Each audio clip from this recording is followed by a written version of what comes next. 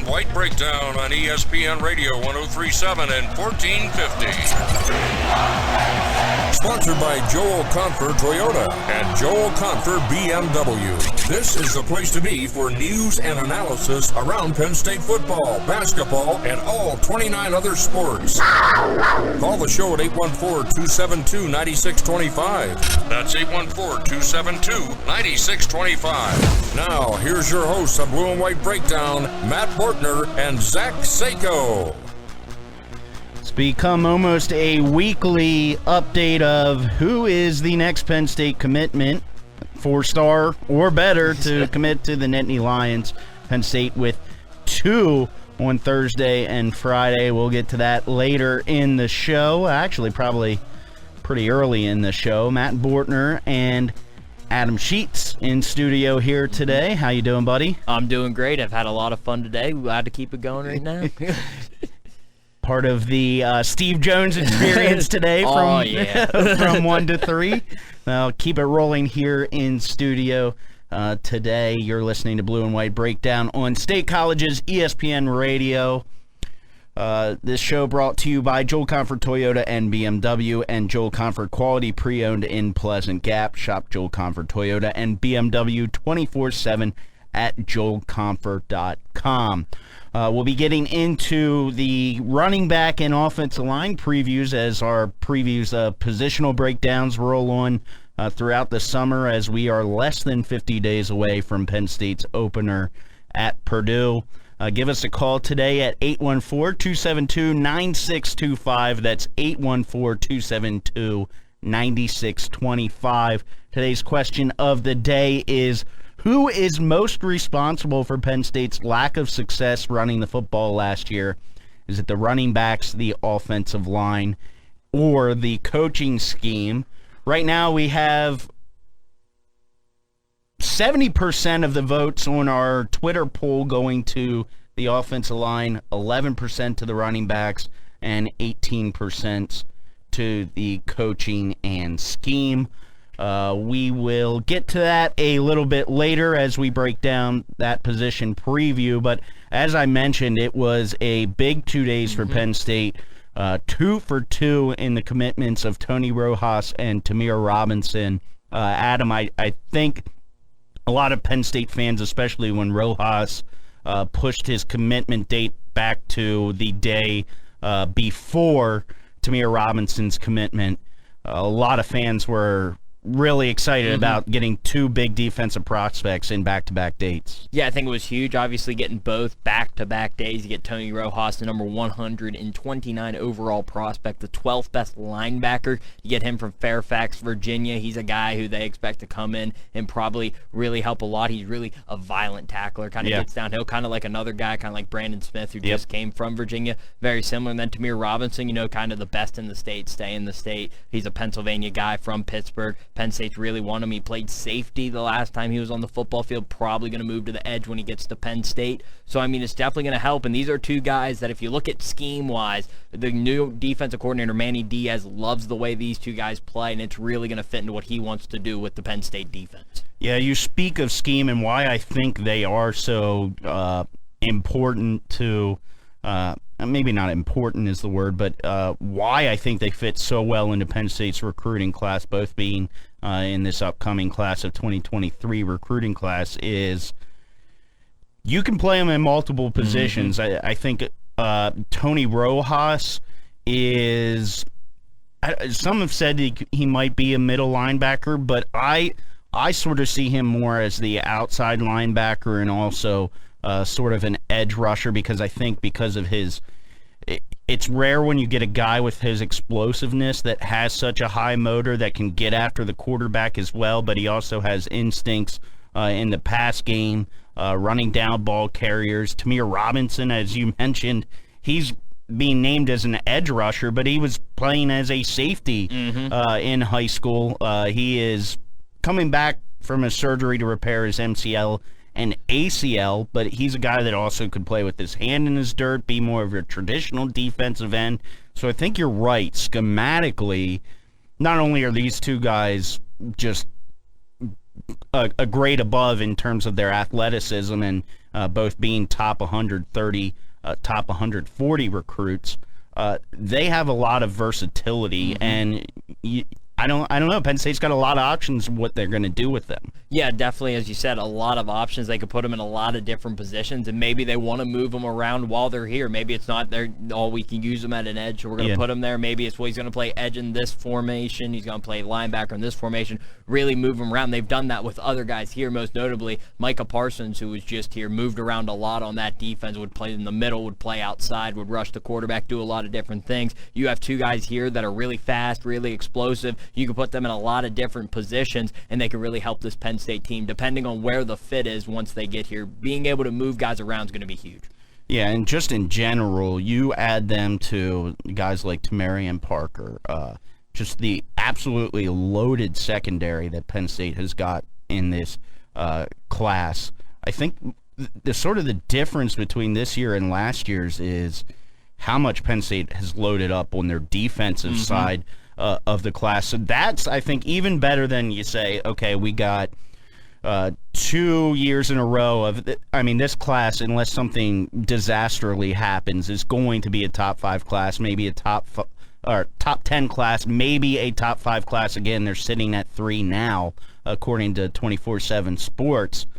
But when you pair up 2 great classes with both the offensive side of the ball and the defensive side of the ball, I think that shouldn't be lost on Penn State fans, is how important that is, too. Yeah, because, everyone loves to talk about last year's class. It had the quarterbacks, it had the running backs, the wide receivers. This class kind of filled all the holes that class really did. This is the number 1 offensive line class in the country right now. That's huge. That's been a problem at Penn State, getting all the offensive linemen you need, and then building up the defensive side of the ball and the holes that maybe last year's class didn't fill. They brought in Dennis Sutton, who's going to be a really good edge rusher. Now you're bringing in a really good secondary, some good linebackers, a lot of versatility. This is the stuff that kind of fills in, and you think when these guys are maybe sophomores or juniors in that class, ahead of them juniors and seniors, they're looking at a team that can really compete and maybe win the Big Ten. Yeah, also throw in there Zane Durant, who I think might be a day 1 player for Penn State. I think you also mentioned, this year's offensive line class. You're talking about you mentioned Jevin Williams. He also is shooting up some boards. Yeah, he's a top 10 in On3 Sports. He's obviously moving up, top 50 now. He's a 5-star in On3 Sports. As we said, top 50 in 24/7 Sports. He's definitely moving up boards. They already have a 5-star in Alex Burkmeyer. Now they're adding really high recruits now for Jevin Williams, and everyone's really raving about him leading up to his final high school season. So this is really looking good. That offensive line, everyone's been worried about it. What's James Franklin going to do to address the offensive line issue? They're definitely making strides in the class of 2023 to fix those problems. The other top-rated actually, before we get to that, I did mention Penn State shoots up to number 3 in the team rankings according to 24/7 Sports. Ohio State got another one in a tight end. I don't have his name at this moment, but he 4-star tight end goes to Ohio State. Notre Dame's still sticking around there at number 2. I think you'll flip-flop between those 2 teams coming down the stretch. Penn State 3, Clemson 4, Texas 5, and Georgia 6. Most specifically, I just in terms of Ohio State, we've seen it year after year, but in your opinion, okay, Penn State gets these 2 recruiting classes. Now, what's the step after that? This year we still see what Penn State has to do, but in terms of the long run, I feel like you're getting to the point where on the field you're going to have to start seeing some of those differences for the James Franklin contract, and Penn State fans to be happy with how the recruiting rankings are going. Well, they've definitely got to develop. I think that's the big thing. You're getting the talent in, but you can't expect these guys coming to high school. Well, they're not going to develop at all, and they're going to be fine. They have to be able to develop. They have to be able to do that part of it, and I think I hate to do this to all the Penn State fans, but in 2018, James Franklin made the great versus elite thing. The elite programs are always in the top 5. Penn State's been in it the last 2 years. Now, they had 2 down years before these last 2 years. So you want to see if they're going to be up there every year, then you're going to have the talent. That really means no excuses for this coaching staff. They definitely got to get it done on the field with all the talent they have in the room. How, in your estimation, because this is the first time I brought you on Blue and White Breakdown, how far off is Penn State from the likes of Ohio State? Is it further away than they were maybe 2 or 3 years ago, or are you looking more in the future now? Has these recruiting classes closed that gap a bit again? This year, I think they're definitely off, and that's nothing against this Penn State team. I think that Ohio State team is that good, and I think they're just that far ahead of a lot of teams in the Big Ten this season. But I think in the coming season, I think they'll be back to where they were. I mean, they've been really the only team in the Big Ten consistently competing with Ohio State at the highest level. 2 one-point losses, beat them in 2016. They've competed with them in 2019. 2020, when they were down, they competed with them, gave them a good game last year in the Horseshoe.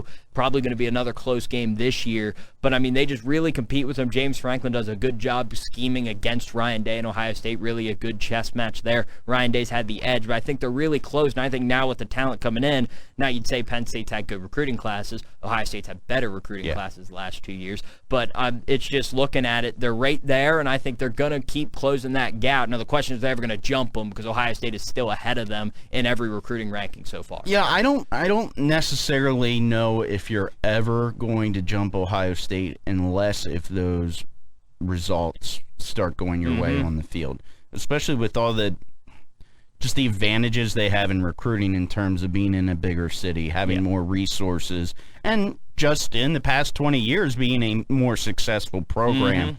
So I think it's going to have to take a major turn to consistently be ahead of Ohio State, but we'll see if these recruiting classes can maybe flip that script again and get Penn State pretty close, because those 2 years, you think if Penn State back-to-back years, those close losses, where we would be in the national landscape of Penn State beat Ohio State 3 years in a row, and I brought this up plenty of times.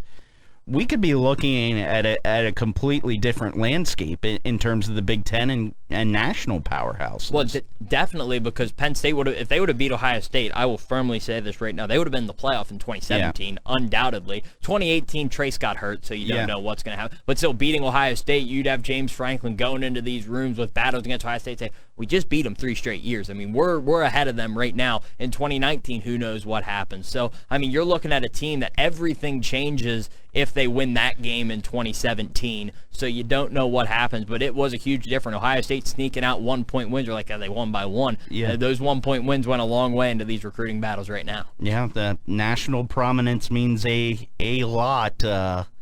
We don't live in the what-if land, so Penn State's got to, they've got to... all the work that it took to close that gap and get as close as possible to them, and that was getting to the Big Ten championship.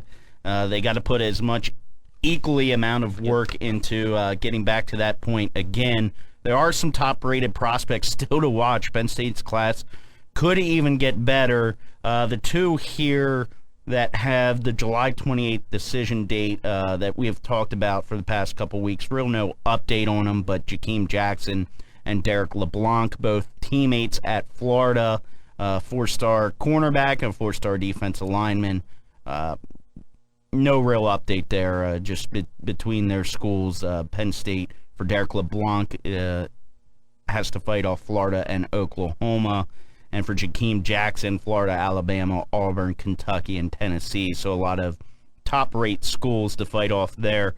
Some guy that has appeared on Penn State's list that hasn't really been there is Baltimore, Maryland's Nikhil Beatrand. His July 30th decision date, he just announced he's a 3-star offensive tackle. His final schools are Penn State, Auburn, Georgia, Kentucky, Syracuse, and Texas A&M. He's originally from Philadelphia, Pennsylvania. I think if you're looking at rounding out this recruiting class, especially because we'll talk about it, the offensive line struggles, I think realistically Penn State wants to land at least one more offensive lineman in this class. Well, yeah, one flip to Georgia. They lost one, so they all want to get one back. I think Nikhil Bertrand, obviously 3-star. You're looking, 3-star. We want 4-star and 5, but he's 6'7". He's 6'7", 310. So I mean, if there's ever a 3-star, you say we could turn him into a 5-star. You can't teach 6'7", 310. Yeah. So I mean, you bring him in and you try to teach him all the fundamentals of being an offensive lineman, but that'd be a big commit. I mean, this is just a gut feeling. I think think Jackson and LeBlanc might be going to the same school. They're committing on the same day, so kind of. And I think it would be Florida if that's the case. Yeah, it seems like they're kind of with Marcus Stokes and them kind of moving on to that Billy Napier Florida trend. So I think that's where those two are probably going to end up. So I think B-Trend, the 3-star offensive tackle, like you said, he's huge. He's originally from Pennsylvania, so you can throw out the whole best in PA, stay in PA. He now lives in Baltimore, but it'd be a huge get, especially because you look at who they're going up against. A lot of SEC schools in there. Yeah, and I think that's also interesting when he whittles down his choices. If it becomes Penn State and these SEC schools, if his stock rises as well. Stanton Rommel is also, and Evan Link are two other offensive linemen to keep your eyes on. Talked plenty of offensive linemen here, but we will get to more of that as Penn State's got to get better on that front for a successful 2022 season. Up next, we will preview the running back and offensive lineman room for Penn State. You're listening to Blue and White Breakdown on State College's ESPN Radio 103.7 and 1450. Welcome back to Blue and White Breakdown on ESPN Radio 103.7 and 1450. Time for the guys to nominate the player of the game. Sure, this isn't a guy you want to mess around with. That's Joe Kovac. Shot put, 2011 graduate from Penn State, earns a silver medal in the men's shot put competition at the 2022 World Championships in Eugene, Oregon. His 6th international medal of his career. A season best throw of 22.89 meters to help the United States sweep the shot put podium for the first time in the country's history. Have you ever picked up one of those and tried to do a shot put? I picked up one. I thought about throwing it. I put it down because I didn't want to try it. It is like you look at it and you're like, okay, I might be able to toss it a bit, but man, it is incredibly difficult. I have a lot of respect for those guys because they make it look easy. But yeah, Joe Kovac taking this silver medal. Those are the guys you see in the back alley after a night at the bars, and you're like, nope, keep on walking. Yep. You're not messing with them. See them, you walk the other way. But impressive as it is for Joe Kovac, a great international career representing the United States. You're listening to Blue and White Breakdown on ESPN Radio 103.7 and 1450, brought to you by Joel Comfort Toyota and BMW and Joel Comfort Quality Pre-Owned in Pleasant Gap, your local Toyota dealer for over 41 years, located at 120 East Clinton Avenue behind the Waffle Shop on North Atherton in State College. Matt Bortner, alongside with me, is Adam Sheetz. We now get into the running back and offensive line preview for this year, because I think a lot of the difficulties Penn State had last year in the run game sort of intertwined with both of these groups. If you want to give your input on what Penn State's offensive line needs to do to improve this year, give us a call at 814-272-9625. The question was, who was most to blame last year? We had Jake Myers on Twitter say backs get some blame, but it's mostly the offensive line. I wouldn't blame scheme at all. Aaron Arms says if the offensive line is having issues protecting the QB or run blocking, I feel it is incumbent on the very well-paid coaching staff to find a way to put the kids in situations for them to be successful, looking at Troutwine and Yursich. Now, I think that's a very fair assessment because, and I think you could lump James Franklin into that, because the run game for how long now we just really haven't seen the improvement there, especially with an uptick in the recruits that have come to Happy Valley. Yeah, I mean, ever since, there was one game, and we'll all remember it because the last game before COVID, Journey Brown had a 200-yard rushing game in the Cottonwood. That'd be the last game he played at Penn State due to his heart condition. But ever since then, the running back room got a little less talented. It was really young after that, really bare when Journey Brown was unable to play. Ricky Slade had left, so it was really an empty room, and they were trying to build that back up. The offensive line, which had been hidden so much by Saquon Barkley, Miles Sanders, and guys like Journey Brown, who were able to just play so well and just hide the weaknesses at the offensive line. They weren't able to do that this year. This room was not. Noah Kane had a really rough year, battling injuries ever since he arrived at Penn State. You've had Kevon Lee had a tough year. So, I mean, it's been a lot. And the zone scheme, I think Zach and I have talked about this, the zone running scheme that Mike Yersick uses, it's really complicated, and it takes a lot of time to get used to. And I think they were trying to learn it on the fly, and it just kind of hurt them at times. That and you got to... I mean, it puts individual pressure on each offensive lineman to all get the job done. It is reading your man in front of you and making sure the running back has the lane to run through. So you're right, it is a complicated scheme. When you look at just overall, too, I think it's funny you look back to how successful Saquon was. That was really a struggling run game too. He was predicated off of getting big gains. I think Miles Sanders, of all the running backs, did the best job of taking what was given to him. He still had the ability to obviously break off the big one, but fumbling issues got in his way.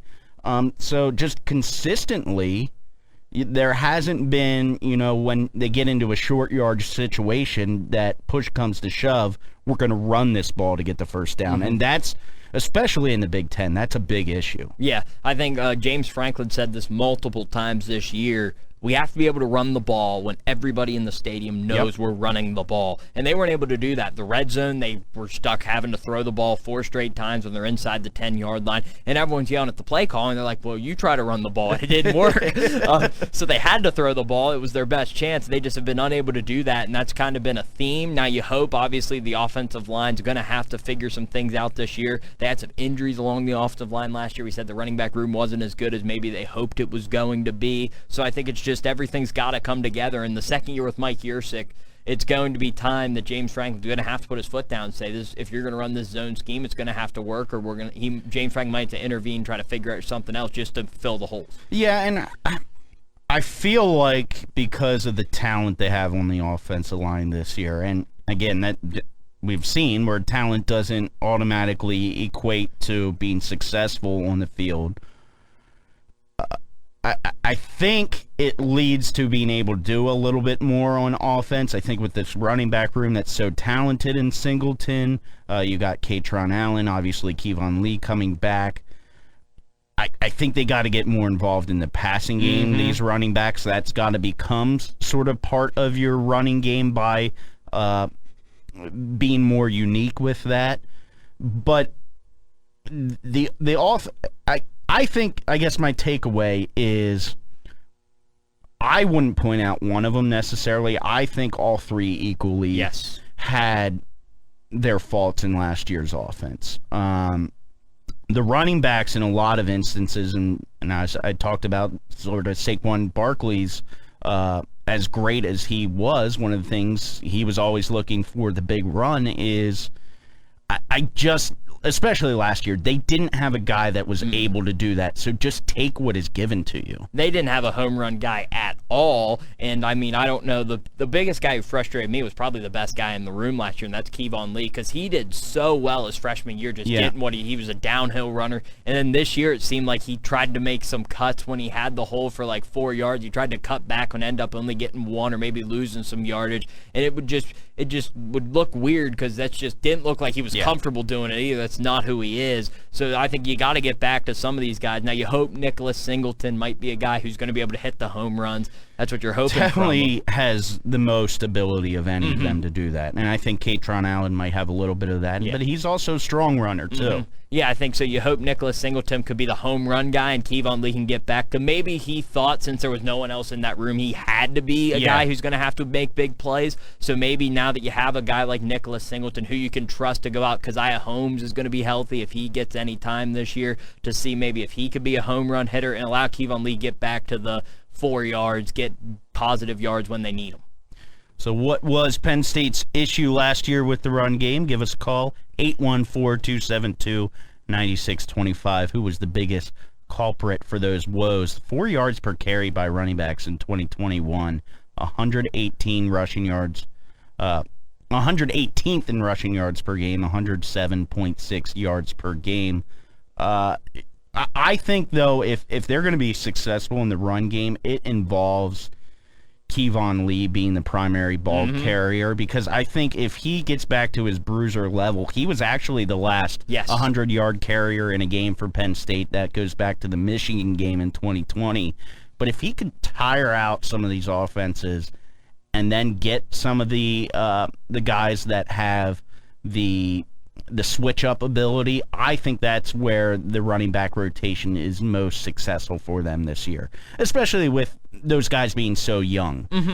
I don't think you can expect Nicholas Singleton or Katron Allen to just come in as a freshman and say, well, this is your room. I mean, it's your guys' team, because they need the veterans to step up and do their thing. That's why I agree with you. Kevon Lee is extremely important to the success of that running game, because he's going to be expected that you're going to be the guy who's probably going to walk out there with Sean Clifford week 1 as the starter, and you're going to have to set the tone, get those rushing goings, and maybe when you put Nicholas Singleton and those guys in, they can be big play guys, but they get to learn the position throughout the year instead of really early in the season you're looking over and saying, oh, you got a young guy here who's going to have to step up, kind of like these guys were thrown into in 2020 when Journey Brown was unable to play right before the season.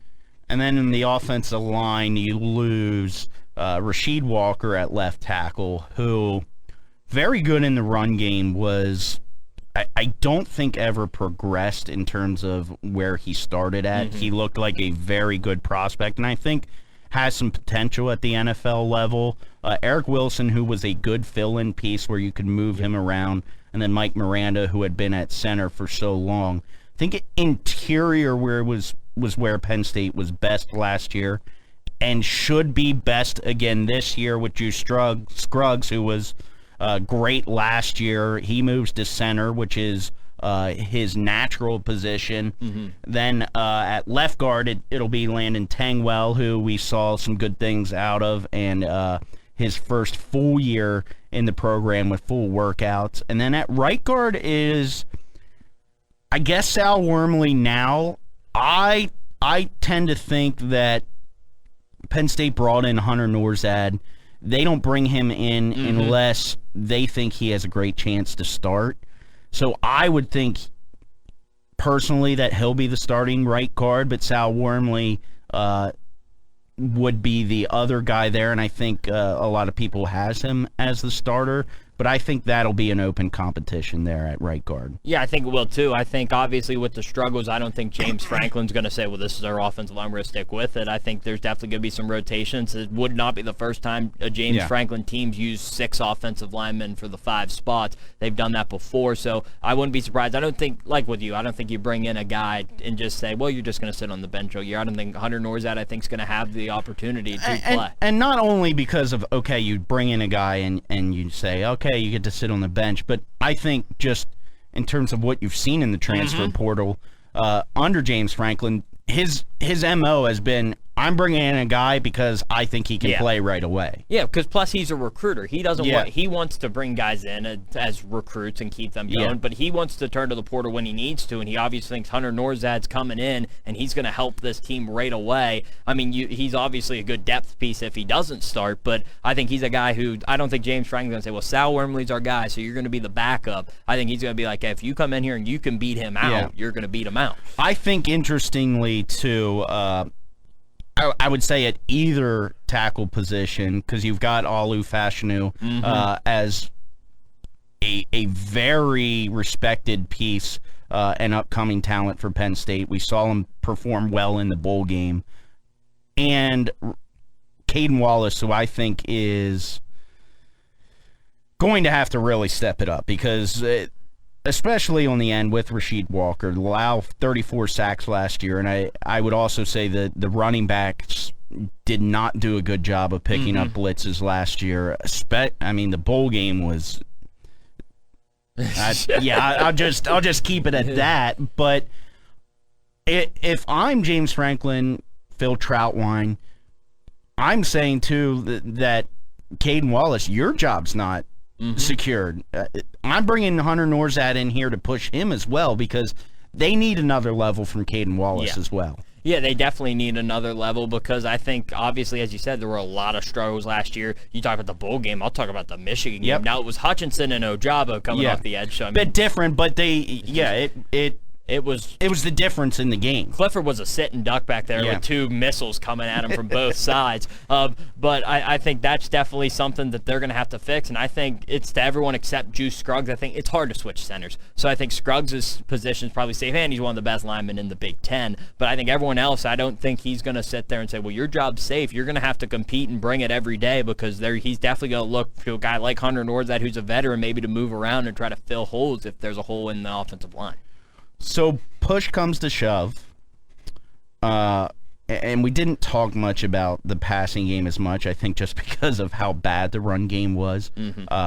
They weren't fantastic in protecting in the pass game, but they were better than I think they were sort of discredited for.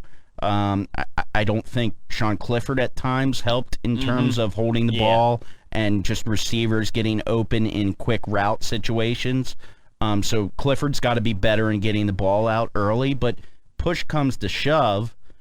Are these two, the running back and the offensive line group, better than last year? I'd like to think the running back room is. I just think talent-wise, obviously you lose Noah Cain and John Lovett, but you're adding in Katron Allen and the best running back in the country in Nicholas Singleton, so you'd hope the running back room gets better. I think the offensive line groups get a little better. I think Juice Scruggs moving into his center position, I think just I'll also put it this way.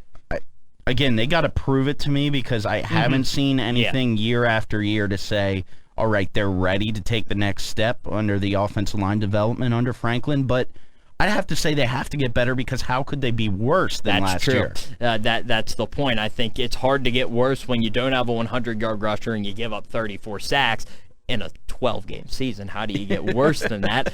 So I think they're definitely going to have to play a little better, and I'd like to think Coach Franklin feels at this time they did get a little better, and obviously you have the big recruiting class coming in next year to try to fill all those holes. So it's just going to be up to this team. I mean, the big thing is with offensive line, it's got to be a unit. It can't be 5 individuals out there, especially in the zone scheme. It's got to be a unit doing their job. So if cohesiveness, finally a full spring, which feels like they haven't had a true full spring workout since the pandemic, hopefully they'll finally get everything under control there. With Coach Yersick in his second year, they've had offensive coordinators moving in and out as well.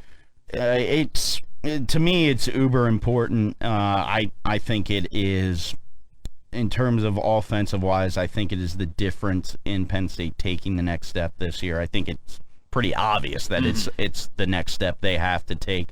Just to put it under context, under James Franklin, in seasons where the two primary ball carriers average at least 5 yards per carry, Penn State has won at least 9 games in each of those seasons. In seasons they haven't won more than 7 games. Yeah. So as much as the passing game has become throughout college football, so it's become a pass-happy league. You've seen it in the NFL too, but you've got to be able to run the football when you need to. Yeah, and I think that happened in the national championship game this year. Alabama wasn't able to run the ball. Georgia was, and Georgia wins the national championship. So there you go. You have to be able to run the ball, and if you can't, you're going to struggle in big situations. Well, you're listening to Blue and White Breakdown on State College's ESPN Radio 103.7 and 1450. That is Adam Sheetz. I'm Matt Bortner. We'll head to a break and be back on the other side. It's time for the play of the game on Blue and White Breakdown. Long and deep far side, brings us out, and juggles, got it, touchdown, Penn State! I don't know that I've ever been at a Penn State game where everybody at the same time stood up, other than on a score. But when the offense took the field a moment ago, everybody stood up for number 5, and I think it's going to be one of those things where they don't sit down until he gets 2,000. You got a couple things working here. You got it's 41-0. It's going to be that or more at half. You got a running back who wants to get 2,000. You got Joe Paterno not wanting to embarrass the other team on the other sideline. 2nd down and 8. Larry Johnson closing in on the magical number. Gets the toss. Johnson, here he goes! This is 2,000 plus for Larry Johnson! Touchdown, Penn State! And he does it with style. 38 yards, his 4th touchdown of the day, and look at his lineman.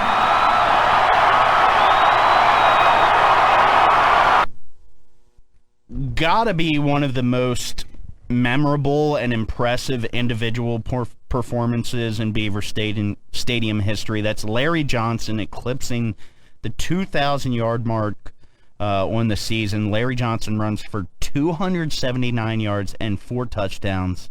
Not in the game, in the first half against Michigan State. We were joking that sometimes takes Penn State 2 games to get to that mark. No, Larry Johnson's had a troubled, very good professional career. He did to his first couple of years, but has had troubles off the field. Just controversial off the field. Yes. I'll keep it as that. But in terms of individual seasons, it might be one of the best ever at Penn State. Oh, by far. I mean, you look at it, you go for 2,015 rushing yards, 341 receiving.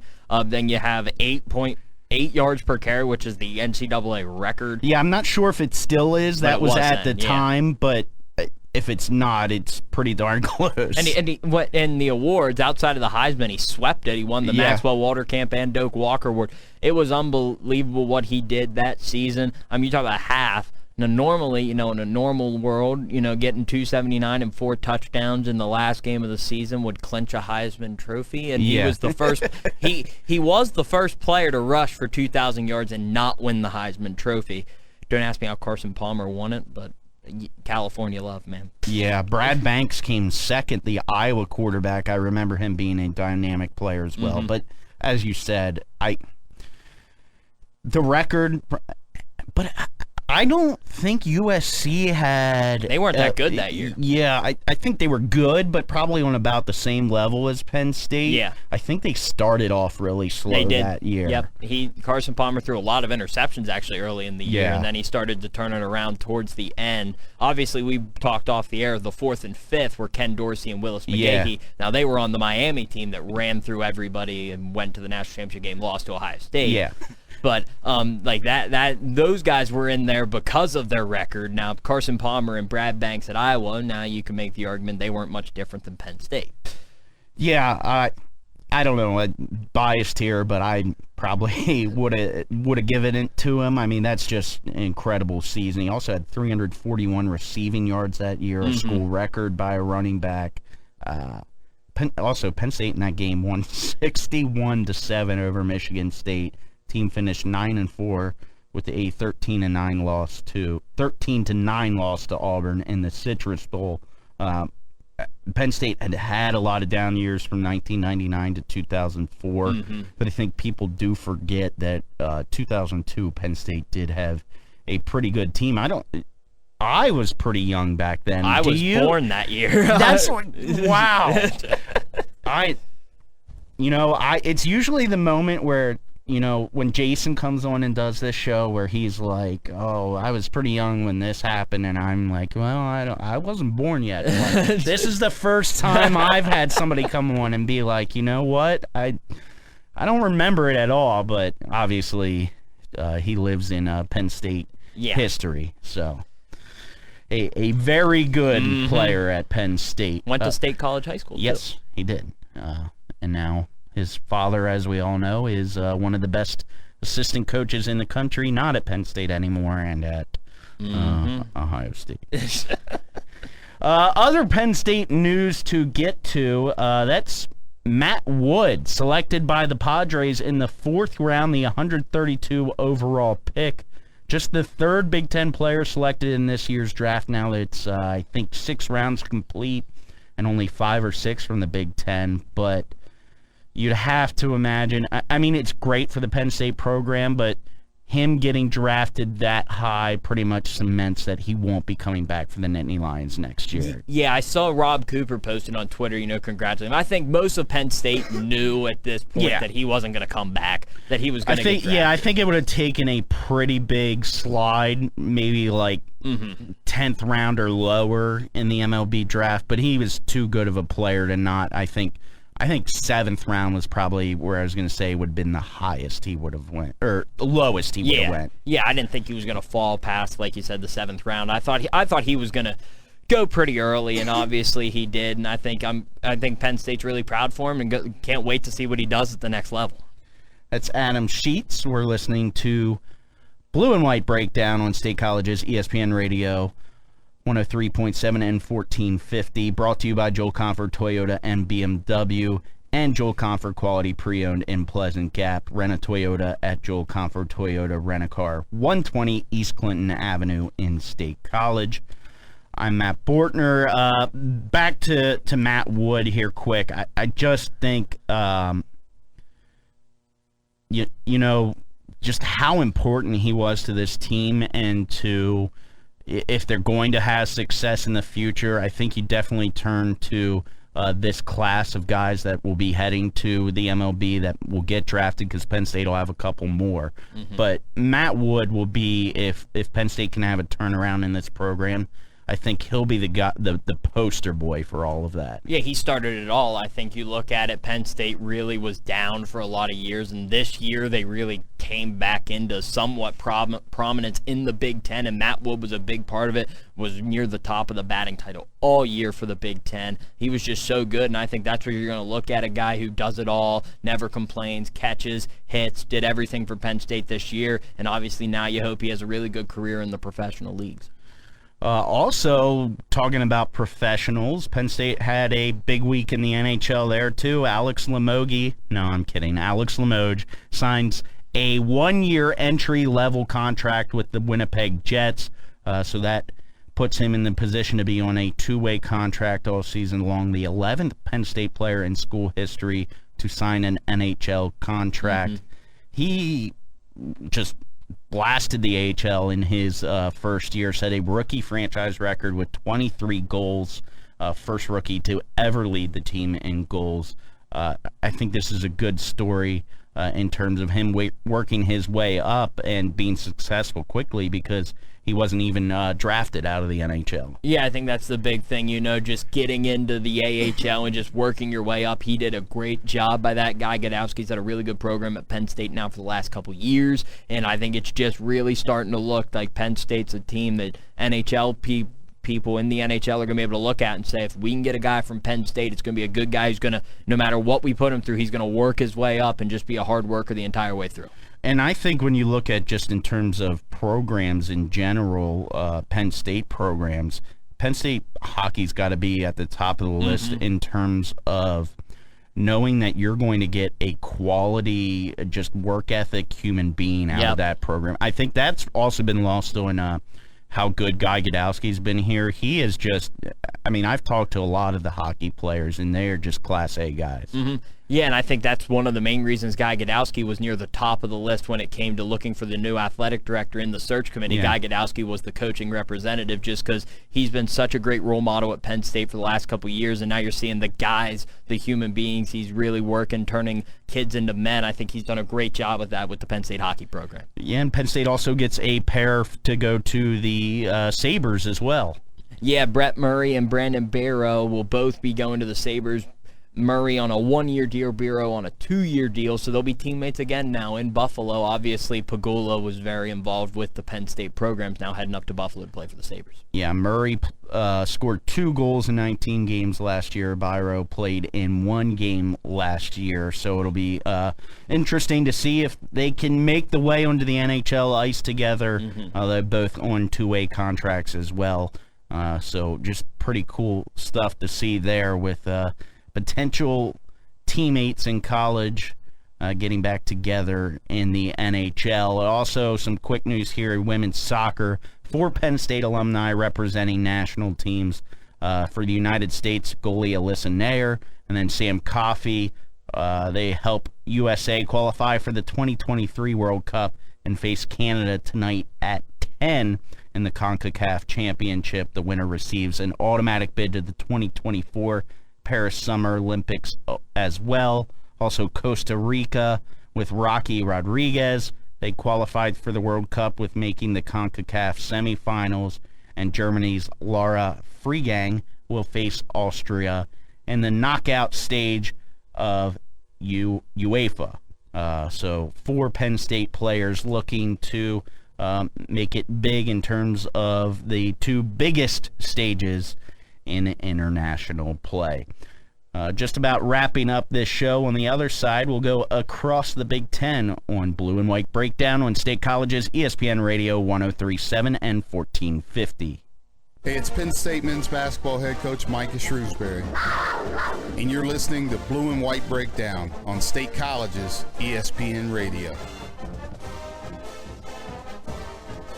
Back here for one last time on Blue and White Breakdown, brought to you by Joel Comfort Toyota and Joel Comfort BMW. Make Joel Comfort Quality Pre-Owned in Pleasant Gap your one-stop shop for your next vehicle purchase. Visit them today at 475 East College Avenue in Pleasant Gap, or go online to joelcomfortqualitypreowned.com. We'll head around the Big Ten, brought to you by the Happy Valley Adventure Bureau. Well, I guess this is interesting news if you believe he thinks he has any power over this. That's California Governor Gavin Newsom saying he was blindsided by UCLA's move to the Big Ten. The university did not give advance notice to the California System Board of Regents. He stated they are looking into potential options to either stop or slow down the move. I mean, it makes sense.